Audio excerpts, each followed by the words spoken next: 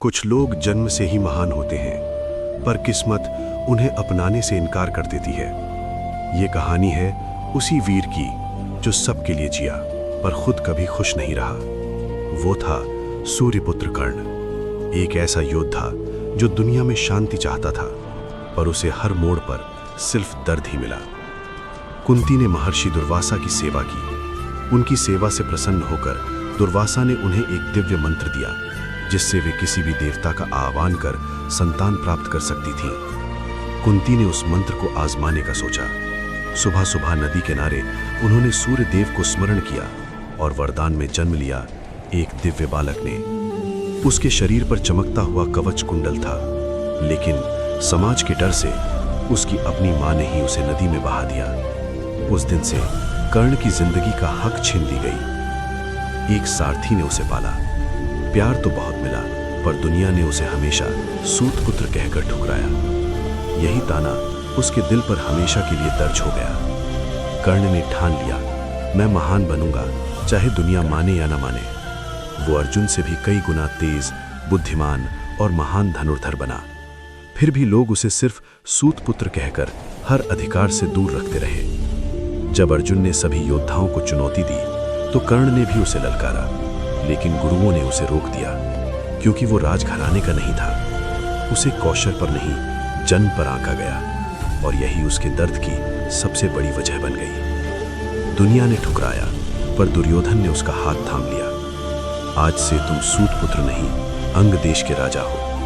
कर्ण ने कृतज्ञ होकर जीवन भर उसकी निष्ठा निभाई, भले ही उसके रास्ते गलत ही क्यों ना हो। कर्ण के हृदय में वैशाली नाम की एक साधारण सी लड़की बसती थी।